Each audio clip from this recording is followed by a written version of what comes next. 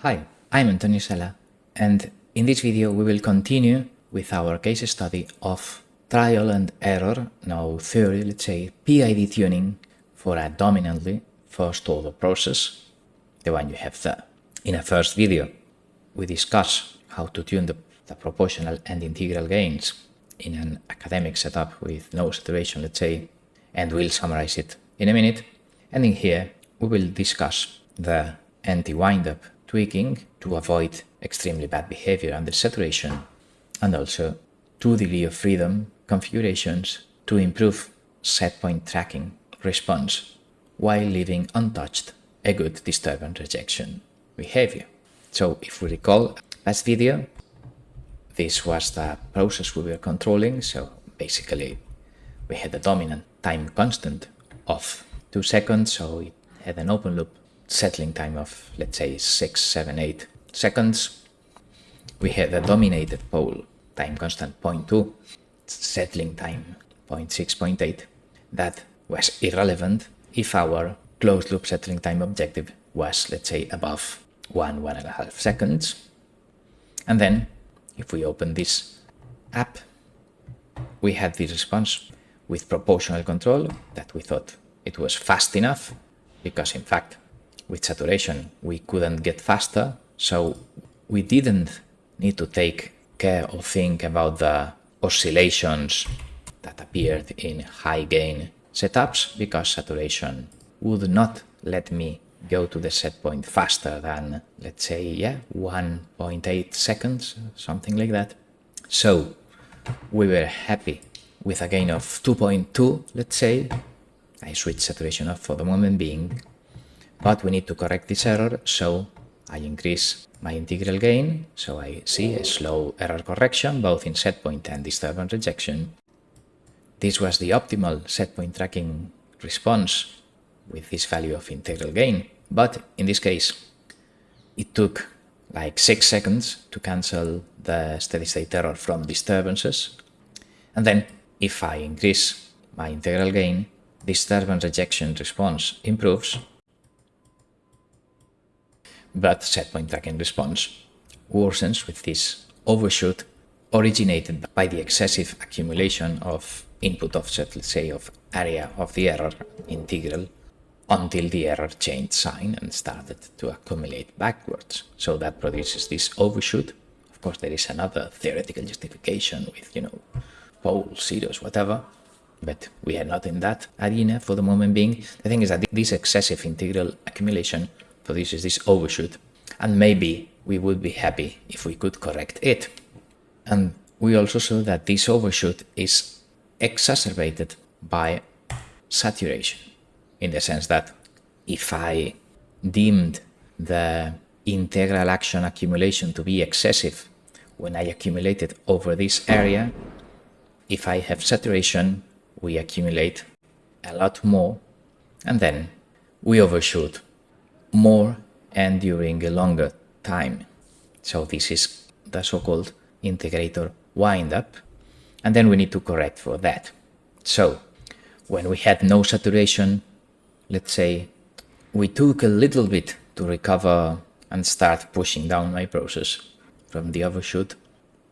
But if I have saturation, the error changes sign here, but the integral action effect has gone up and up to a much higher point, so that I take a lot to recover and start producing control actions in the valid range, so that they actually correct things and adapt to the output changes.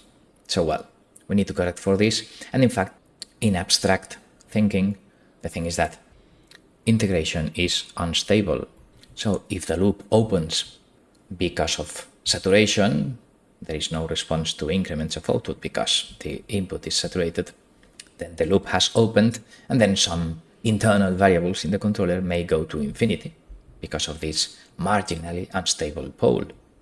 That may also happen if the loop is broken from the sensor side, so a cable disconnects. So integral action, in the case of saturation or in the case of sensor fault, may have internal controller variables that drift away to infinity, and in the case of saturation, that's called integrator windup. and then we need to take care of that in practical implementations. How do we take care of that? Well, there are several algorithms. In here, I implemented the so-called back calculation one. We are not detailing what that algorithm does because, okay, that's theory, internal block diagrams, whatever. In here, we are just understanding why this behavior is happening and that there are clever algorithms that try to solve it. So I need to switch that algorithm on.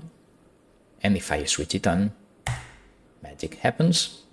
And with some internal stuff that basically stop integration, or when we detect that the manipulated variable is saturating, well, then with that anti-windup code, we basically see that very shortly after the error changes sign, go above the set point, my controller action is again going down and correcting the situation to avoid the abnormal overshoot we had here.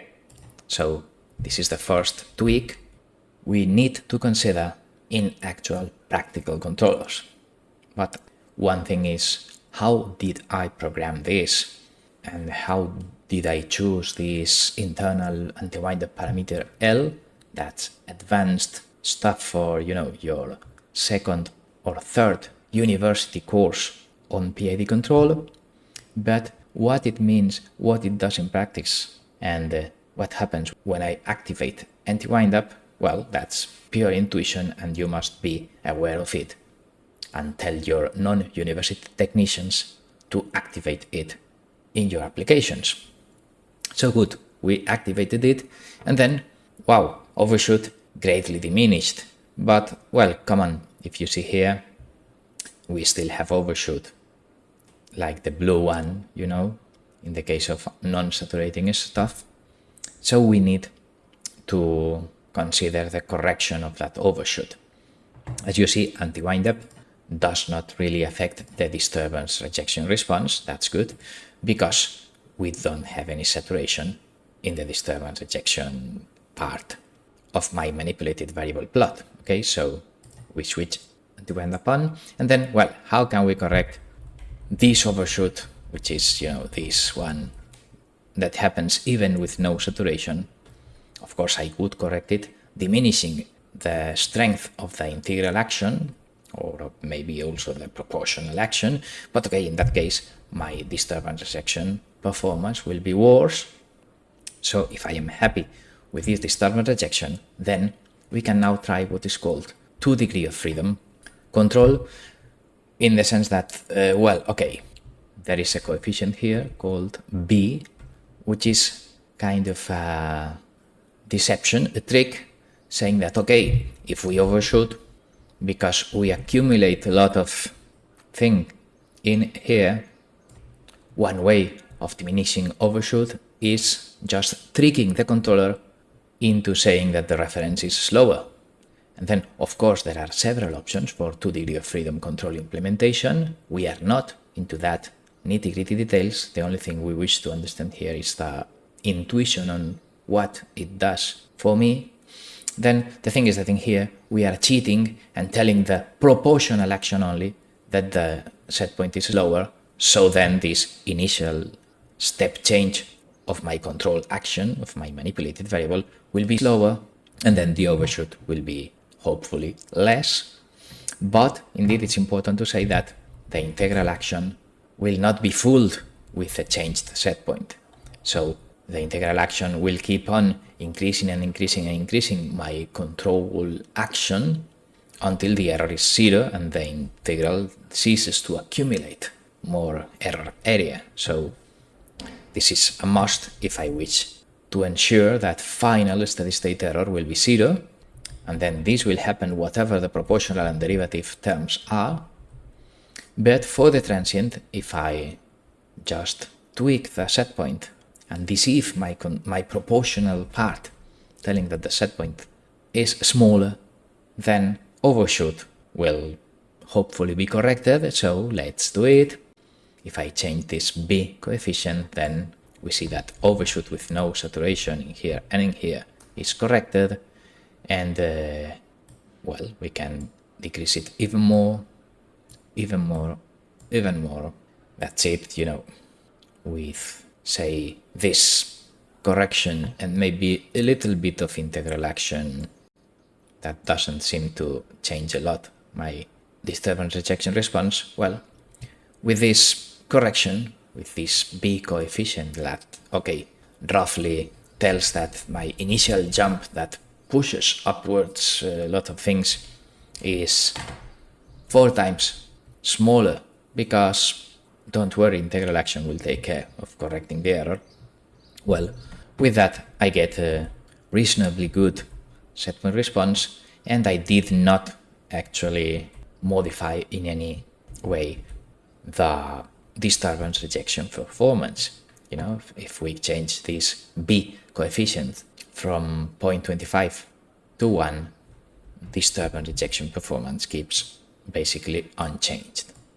In theory, it keeps 100% unchanged, because if reference has no increments, then B will be multiplying 0, so this 2 degree of freedom reference signal preprocessing keeps disturbance rejection response unmodified, and that's exactly what we wish.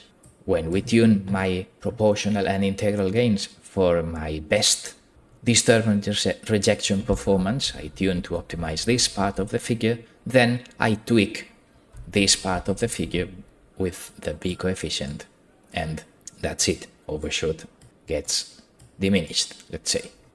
So this is my final controller tuning, with anti-windup being activated to protect against saturation effects increasing overshoot, and then also with my 2 degree of freedom option activated to decrease the setpoint change overshoot without touching the disturbance rejection performance that I thought it was very good.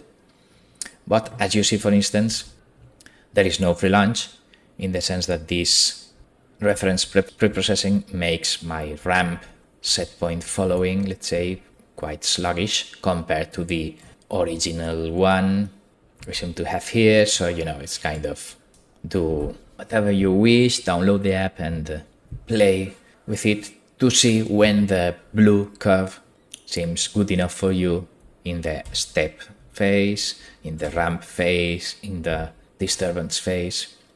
And the objective of this video was for you to get the intuition on what this slider does, and, well, of course, jointly with the previous video, what the proportional and integral action sliders do. And again, we did everything with no detailed analysis of the closed loop poles and zeros with these tweaks and anti-windup equations, whatever. I mean, intuition first, understanding what things do for my actual engineering problems. That's the understanding you must transmit to your non-university staff under you. And, well, in your examinations, you will delve into the nitty-gritty theoretical and software implementation details of all this, but that's not the objective of this important video, because if you pass the theory but you don't understand the intuition behind it, you know nothing. And if you know the intuition, maybe you can solve practical problems without knowing the theory. So, this video was important. Then, after these last remarks, we end this anti-windup 2 degree of freedom advanced PI control video. So, thanks for watching.